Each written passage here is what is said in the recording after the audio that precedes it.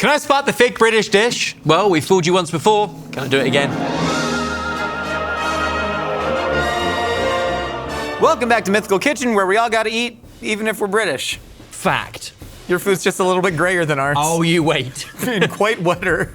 Everyone welcome, friend of the show from SortedFood, Ben Everill. Welcome back, Ben. Always a joy to be here in the studio. Absolutely. So last time you were here, you did successfully fool me. I successfully fooled you. Lily successfully fooled us. And now we're back in that carousel again, trying to fool each other. We're all just fools playing and eating and chomping. So today what we're doing is you have made 4 regional British dishes that I will be trying to spot the fake within. I have designed 4 regional American dishes that you will be trying to spot the fake in, and then our kitcheneers have designed 4 international breakfasts, one of which is a fake that we will try and spot. Teamwork at the end. It's all very tricksy. I kind of love it. It's the whole story of the universe comes together with us. I fear, though, I'm not going to do British food justice today because they're not our best foot forward. I just know that I'm gonna get some jelly deals and I'm excited for it. Are there jelly deals? No jelly deals. I've been on pie and mash talk lately. Excellent. Yeah, 2 pie, free mash, extra liquor. Gotta put the chili vinegar. Let's get to it. I feel like you would pronounce these as cloches. Yes, or cloche. I think is it already plural? I don't know. Cloche. Cloche. We have a bunch of cloches in front of us. Yep. And I assume there's something underneath those cloches. Yeah, so this time what we've done is pick 4 recipes or dishes from very regional parts of the UK, but also from a while ago. Some of them are hundreds of years old. One of them may or may not be a truth. Hold on, how many truths are there and how many lies are there? I made that more difficult than it needed to be. 3 of these are legit. Okay. Only gotcha, one of them we are trying to mess with. And we've tested it with the guys back home, come up with these together. It's just that I've been sent to test you. Wow, I love that you are the sort of emissary of death here. Soup. It is. It is one of Scotland's first and oldest national dishes, full of fowl and leek. Okay. So the kind of chickens that wouldn't necessarily be laying, i.e. the cocks, they would make it into the soup. Wait. I think I know what this is called. What is this? Is this cock-a-leeky soup? Cock-a-leeky soup.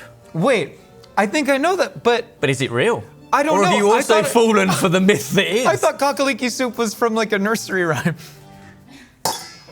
I don't think a nursery rhyme, but in Scotland, the Celts, they love a mythical kind of legendary existence. You know, the haggis that run wild around the hills. And this is their cock-a-leeky soup. Okay. See, what do I know about the ancient Scots? I'm gonna give this a taste. It just looks wonderful. I love leeks, love cock. And it should be as delicious as you explain. That is delicious. What do you reckon these large brown balls are? I have an idea. I know what they are. Do you reckon you can work it out? It's fleshy and it's bulbous. I thought it was like a fig at first. Very close. Is it a prune? It's a prune. It's a prune. So this dates back to kind of medieval and that love of the sweet and the savory combination. They would throw prunes in to sweeten the cock-a-leeky soup. To me, everything that I know about Scotland, especially about like medieval recipes, this screams real. Especially after a cock would stop breeding or after a hen would stop laying, you take that kind of older bird, you get the most that you can out of it with the soup, adding a bunch of aromatics to it. And then the prunes, we've made so many medieval recipes, and every medieval recipe just has you look back even at mincemeat pie, right? The dried fruits are key. The dried fruits are the key, and they've put the meat back in mincemeat pie is what I say. Yeah. Where'd all the meat go? There is that kind of sweet spice savory combo. This hasn't really got the spices. Bay leaf is about it, but otherwise leeks, carrots, and then it's a cock-a-leeky broth basically. This is delicious and comforting. Did you ever did Lizzie McGuire make its way out to England?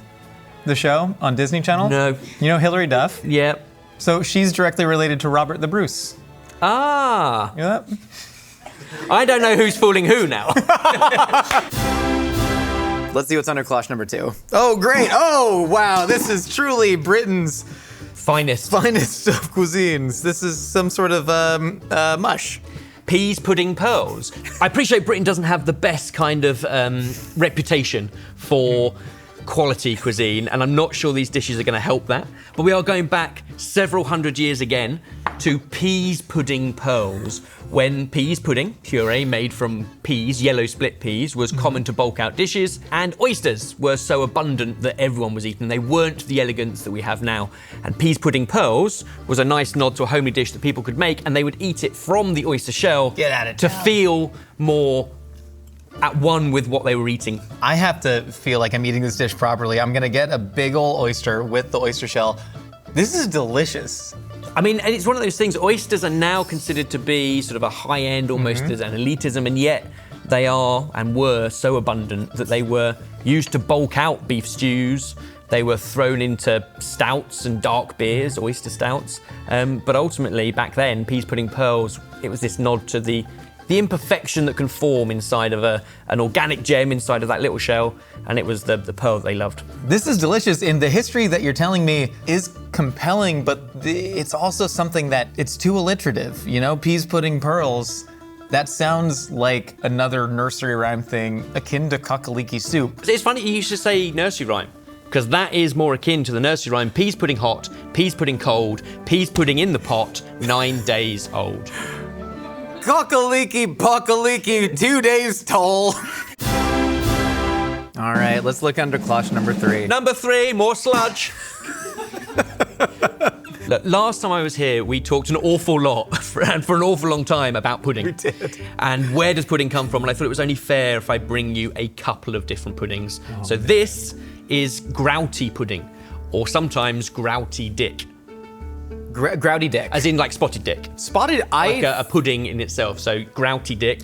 I thought nothing could sound more menacing than spotted dick, and then I met grouty dick.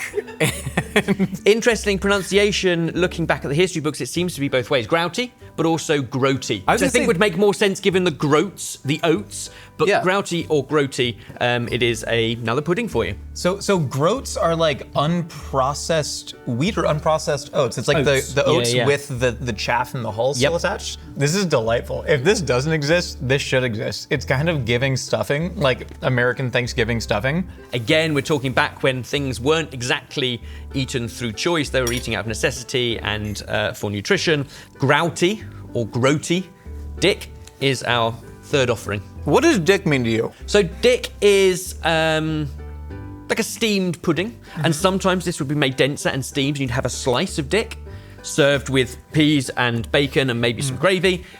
Sometimes it is more almost porridge-esque. Do you like your dick sliced or more porridge-esque, a runny dick? Well, I think for dessert, if you're lathering it in custard, a firmer dick is better. Yeah. Whereas it's perfectly fine to be spoonable if you want to spoon dick here. Do you know the only place I've had a Cornish pasty in my life? Tell me not Cornwall. Oh, it's a Harry Potter land at Universal Studios, California. I'm not even sure if that's allowed. And you know what? They're perfectly fine. This looks like a wonderful little shortbread cookie. This is a Goosna cake from the wonderful village of Goosna. And is there an R in that word? I'm gonna make me spell it now. Goosnargh, Goosna. And it is from... I asked if there was an R, but there's the G and an H. There's a G and H on the end. Yeah. Again, from a lovely little village in the north of England in Lancashire. What are these little... There's some little seeds. Are these caraway seeds, or is this... Excellent spot, good for digestion. Very traditionally used in baking a while ago. Very rarely seen in sweet dishes. Interesting. This is such a simple biscuit that I feel like it would be easy to fake, right? Just to say that like caraway is something. This is obviously very realistic to just take one spice. You see like whole fennel seeds used in a lot of things, especially for digestives. I know y'all literally have biscuits that are called digestives out there, which are the worst name for any cookie. You know what I mean? Oreo, it's fun, it's sing-songy. Oh, digestive. I will say, like, all of these are genuinely delicious. Like the oysters flavoring a wonderful homey dish of split peas. I know split peas are a very British thing. Come on, grouty dick, that has to be very British. And as are biscuits that are flavored with one of the spices that you traveled the entire world for, burning half of it down in the process and salting the earth, and then came back and went, we put some seeds in the biscuit. I'm leaning towards this one being fake right now. Grouty dick, it sounds too fantastical to be real. However, so does Spotted Dick, and we've all seen the picture of that can. This one, peas pudding pearls, there's something that just, it feels real to me because they were adding oysters to so many different dishes back then. It almost eats like a congee. I'm like 95% sure now that kakaliki is real. I think I'm ready to lock in my answer. Good. In that case, please do. I don't believe that Goosenarg?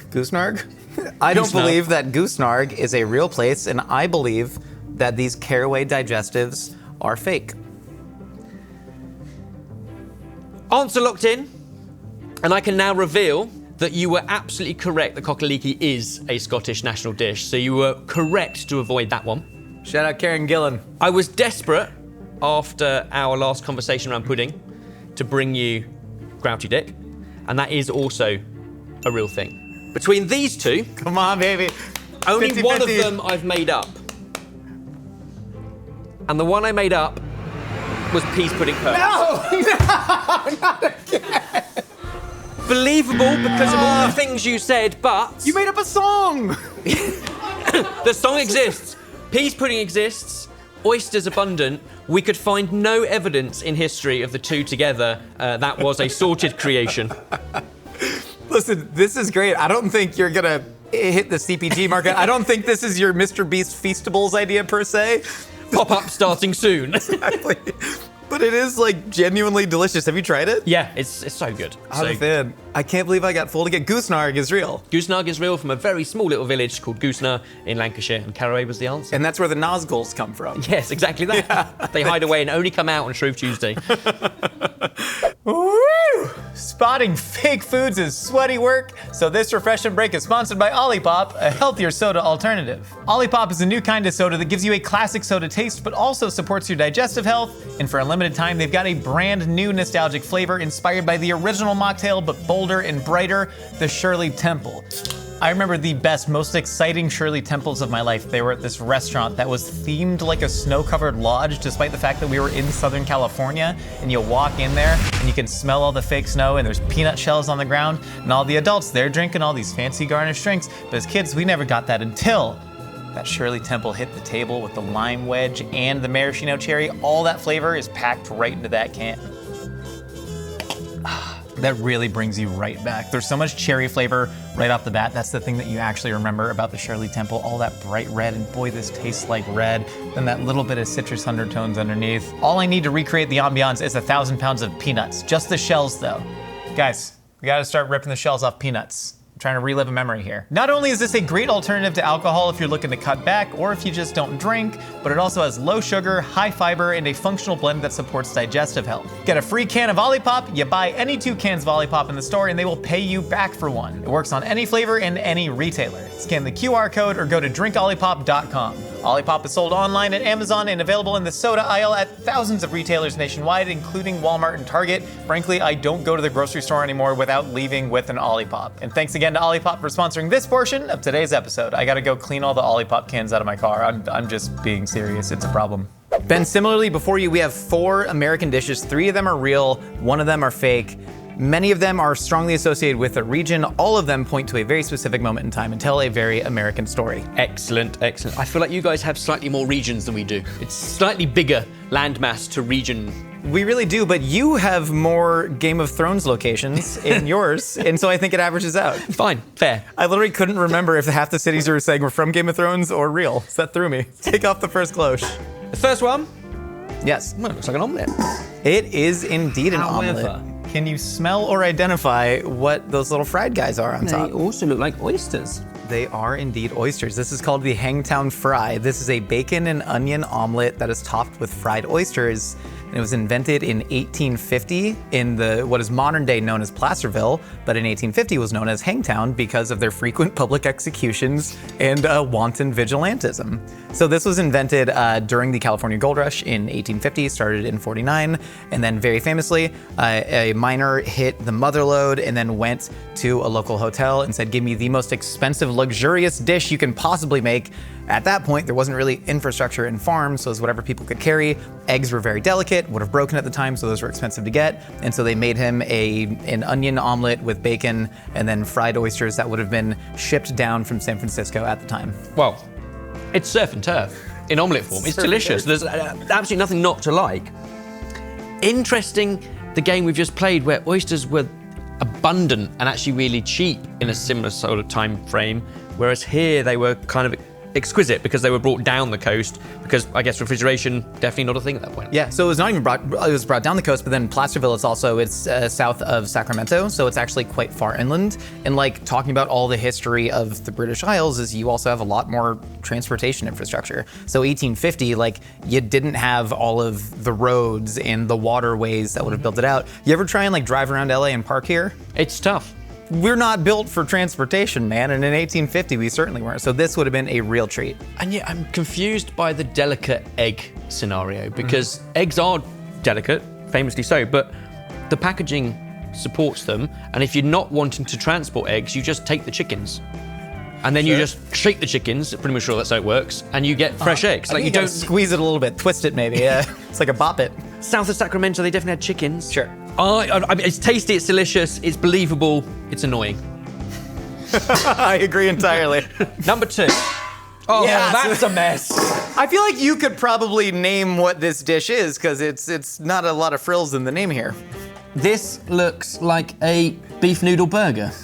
Close enough, a chow mein sandwich we call it. And this is from the greater New England area. New England just dropped. But specifically stemming from River Falls in Massachusetts, about 50 miles north of Boston. So as it goes, Chinese immigrants who were working on the railroads fleeing California's Chinese Exclusionary Act, which basically banned them from all walks of business life here, tried to find new ways to earn money in New England. There were big textile factories, and then in the back of these textile factories, they would open up local tea shops and traditionally Cantonese restaurants. One enterprising restaurant owner said, how do we convince these European immigrants to eat our chow mein? And they said, this was the answer. We can put it in a sandwich. I genuinely wasn't sure if it had a bottom or whether you just put a bun on top. There should be a but bottom. There is there. a bottom to that. The whole thing should be. I mean, surely not. When you talk about the history and the migration of people, it's believable. Yeah, I mean, hey, that's the thing. And delicious. Sometimes truth is stranger than fiction. But I don't think our Earl of Sandwich would have meant this was to be a thing. Yeah. The whole point of a sandwich is it's portable, it's transportable, it's easy to eat. This is none of those things, and yet it's delicious. Oh, yeah. So this, whereas I said you could probably name that by looking at it, I don't think you'd ever get to Hawaiian haystacks by looking at this, but that's what it's called. Haystacks. That kind of makes more sense. I thought you were going to call it a salad. No, which is what you did last time. That's not a salad, Josh. Well, you gotta argue with the entire Midwest, then, because this is called Snickers salad. These are Hawaiian haystacks, and these were likely invented in the I don't know if I should say these or this, likely invented in the 1950s and is strongly associated with the Church of Jesus Christ of Latter-day Saints, aka the Mormons. Okay. So this would have been invented as a potluck dish in Utah in the 1950s. If you know anything about the history of America, Hawaii becomes a state in 1959, but after World War II, a lot of GIs coming home from the South Pacific were sort of obsessed with Polynesian culture, and then combine that with Dole, the company exporting a ton of canned fruit. They ended up with this. It is Campbell's cream of chicken soup mixed with chicken on top of rice.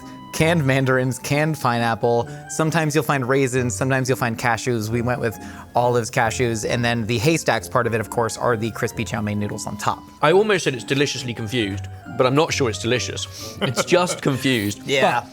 But I mean, there's an element of that rings true. Understanding sort of the Mormon food rules and a desire to have enough in your pantry to survive any kind of situation for days, weeks at a time means that the canned soup, the canned fruit, and all of the different bits does make sense. I'm so surprised you know about that. How many Mormons did y'all get up in England? The show's been on the West End for years. Sure. Oh my God, that's right. Wait, the Book of Mormon, the play, is your lens into Mormon culture. Pretty much. That and a small amount of time we spent in Utah a couple of years ago where we looked at funeral potatoes as a classic, which also used that kind of chicken soup, and they had a lot of tinned canned fruit. All right, you ready to go on? Do you have any inkling as to whether any of these are real or fake? Are you standing by? Delicious, questionable in terms of my palate, but this is one of two things. It's the most believable so far because of what I know about the Mormon food rules, or you've taken those food rules and worked out what was left in the dry store back in the kitchen and thrown it together. I'm not sure, but I don't know what's under 4. Here you have, now this. Yes! Yeah, You guys do pudding very differently to we do. We do. So I will say we do not call this one a salad. We did at one point call it a lasagna, but it is now mostly known as Pop-Tart pie. Originally was published under the recipe Pop-Tart lasagna, and this one has a real date associated with it. This was published in a 1975 edition of Life magazine. At the time was the most famous magazine in America. Pop-Tarts come out in 1963 in the Cleveland area. 1975 is when pistachio pudding boxes first hit American shelves. But we have to go 20 years earlier to the Chex Corporation, which was a competitor of Kellogg's at the time. They published a recipe in Life magazine for Chex Party Mix. And then 30 years later, that is now sold more often than actual Chex cereal. So Kellogg's was trying to recreate the same exact market conditions with a recipe for Pop-Tart lasagna. Unfortunately, never actually took off, but you can still find it in church potluck cookbooks around the Ohio area. You see pistachio pudding shown up in a lot of recipes, like Watergate salad is a big one, frog's eye salad. Back then, for whatever reason, pistachio pudding was the pudding to eat. And so this is layered with Pop-Tarts and then some mini marshmallows, more canned crushed pineapple, and then a maraschino and coconut on top. I don't know.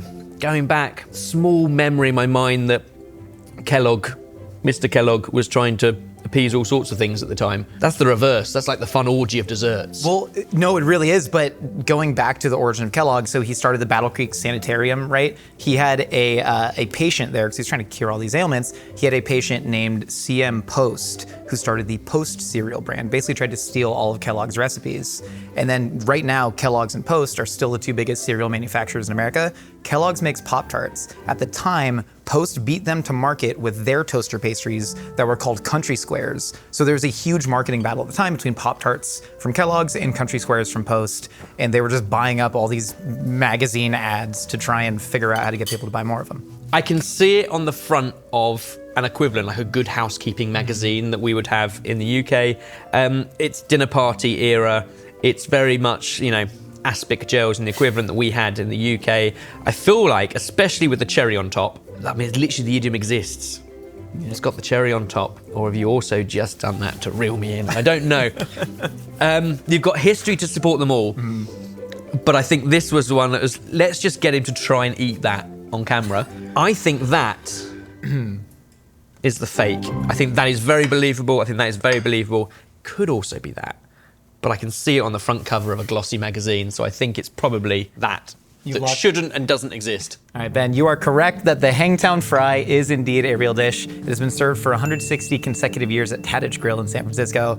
This dish makes me proud to be a Californian. I love the Hangtown Fry so much. This dish makes me slightly less proud to be an American, but this is a real dish. It's the only one of these that I grew up eating because I grew up in a big Mormon community in Southern California. Hawaiian Haystack's beloved infinite recipes. It does come down to these two. Which is the ones I was... Pop-Tart lasagna is completely made up. All of these facts, Ben, that I communicated were real. There really was a marketing war between Country Squares and Pop-Tarts, but this is a dish that has never existed, and the chow mein sandwich and yet that did. Has literally existed for over 100 years and has actually been written about by somebody wrote a doctoral thesis on the creation of the chow mein sandwich, and it is still like a relic of just a triumph of an immigrant community to make a beloved local food. Emeril Lagasse has actually made this on camera before. Oh, wow. Oh, yeah. Well, you fooled me again. The pair of us are useless at this. I know. I don't think we're useless. I think it's like watching two great tennis players go at it.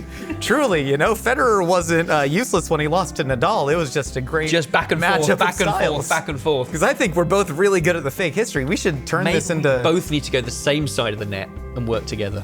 I was going to say we should run for office. Ben, now we get to combine our forces against a common enemy, the Axis powers.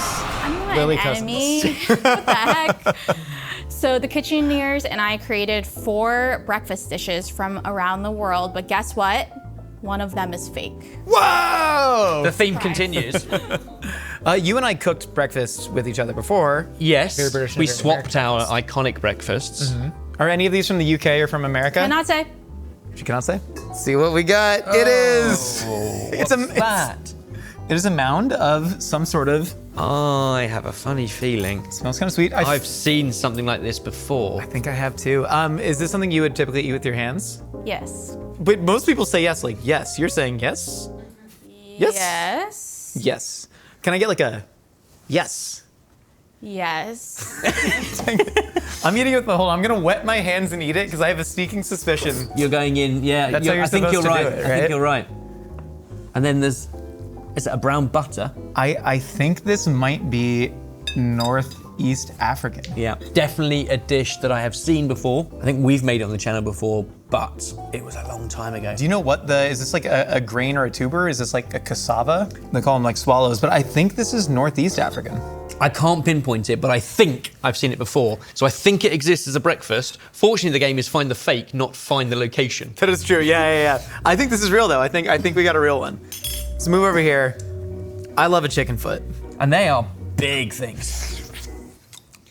Now, what I have found recently, we were in South Africa and they call them walkie-talkies because you get the feet, the chicken feet, and then the cow's head or cow tongue. Yeah. And they call them walkie-talkies. Wait, did you eat a smiley when you were out there? What's a smiley? A smiley's the whole sheep's head because it smiles at you. Oh, no, we didn't. The spicing takes me to Southeast Asia. Yeah, you get like the anise and the cinnamon in there. Could this be faking? Because this could be. Oh, what is this? Oh, that's interesting. This would be a dombolo. It's like a South African steamed. They call it like a dumpling. It was kind of steamed bread dough. From the Zulu community. But this, Where walkies and talkies were a thing, which makes sense of chicken feet. Is it breakfast? like, I would look at this and instantly think either like mainland China. But where would this be served with steamed wheat flour dumpling in Asia? Could be potentially like a Western Chinese dish. Have you ever had like a Xinjiang cuisine or like Uyghur cuisine? There's a lot Or more like. Nepalese, where there's a lot of wheat pastry in Yeah. momos. And then the chicken Holy feet. Trinity. You gotta do something with the feet of the chicken. Might as well put them with breakfast and eat them. And they are, I love a gelatinous skin. This is delightful. Do you think that Lily and the Kitcheneers could fake this? This seems like a very intricate thing to fake. You know what I mean? How long does it take? Because we were literally talking about this about half an hour ago. Have they just thrown that together? Oh, that's got a suction on it. Oh, whatever it was steamy. This is. Should I slice this in half? Yeah, let's I go mean, cross section. It's like a nice little shareable dish. What could this crepe be? No way, dude. It's cheese and sausage, but what's the... Okay, so initially I saw it kind of looks like blue masa, so I thought it was like a Mexican or South American dish, but I think That is just sausage and cheddar in a really floppy pancake. also I think this is Otherwise, I think it's just sausage and cheddar. giving like a crepe, but I really cannot. Is it buckwheat? Oh, is there mustard in there? I pulled it apart and I found some mustard to go with our sausage and cheese.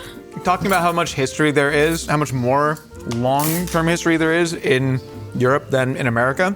There's not some like French sort of like separatist group, you know, like the Bretons that are like, this is our heritage. I agree, but the French also do excellent sausages Fair. and charcuterie. That is a British banger with a chunk of cheddar cheese made That's a fair point. made in a gorge somewhere. But this couldn't be like a Comte then the mustard is- saucisse. You think this is an English sausage? I think it's English sausage and English cheese. And you're sure there's nowhere near you that's making this? I've never seen it, but you know.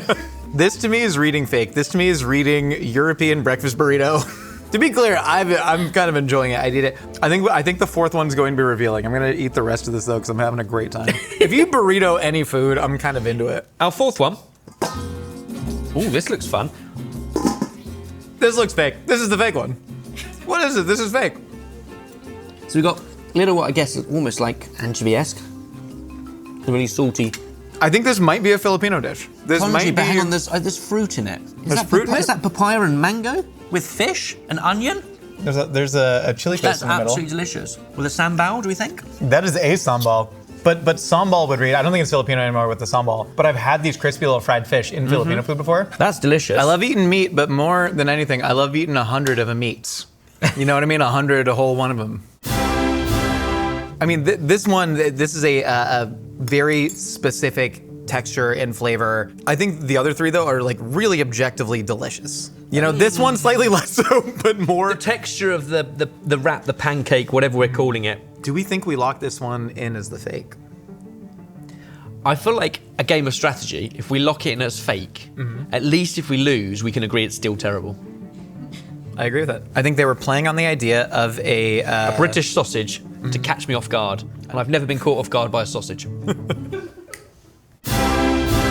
Wow, I am so unimpressed because you are wrong. What? All wrong. This is the fake dish. Get the hell out of here. What did you do? Wait, can you run us through? What is this dish? This is Ethiopian. This is Ethiopian genfo. Oh, okay. And then this is the fake dish. And then this is galette saucisse from France. It is a Northern France. galette. I knew it was buckwheat. They eat it at the football clubs. This is their footy scran. Oh, in that's why I terms have you can no understand. idea. Wait, is I this think I did once watch football. Is this a French sausage, French cheese, and French mustard then? Yep. This is Indonesian tino tuan. Tino tuan. And how did you come up with this right here? Because this is subjectively delicious. I hope you tried it. I was trying to go for like the 5 spice, like Chinese vibe. The chicken feet. This was supposed to be like an egg drop soup, but it kind of just like combined into the bao bun. Oh, this is a bao. It's like a steamed wheat. Yeah. That makes sense. Man, so this is like literally a fake Chinese biscuits and gravy. Yeah, let's call it that. Dude, Lily, great work. job. This was awesome. Thank you. Turns out we are constantly fools. You know? All of and I us. think there's something beautiful in that. We're all equally stupid. But I think also equally curious about the world. Indeed. Keep asking questions. Keep asking questions, dude. Ben, this was seriously a treat. Lily, thank you for feeding us. You got anything to plug? No, not really. You know where we are. Sorted Food. If you'd like to find the fake, we do an awful lot more of it. Come find us. Thank you all so much for stopping by Mythical Kitchen. We'll see y'all next time. Lily, got anything to plug? Nah. All right, well, you can find her here. See you guys. Great job. Check out our latest episode of A Hot Dog is a Sandwich, out now. And I will say, this podcast idea was inspired by my cousins and I watching Uncle Roger's Last Meal. And kind of like collectively cringing a little bit. This is Support you injustice. giving Southeast Asian redemption to the Mythical Kitchen brand.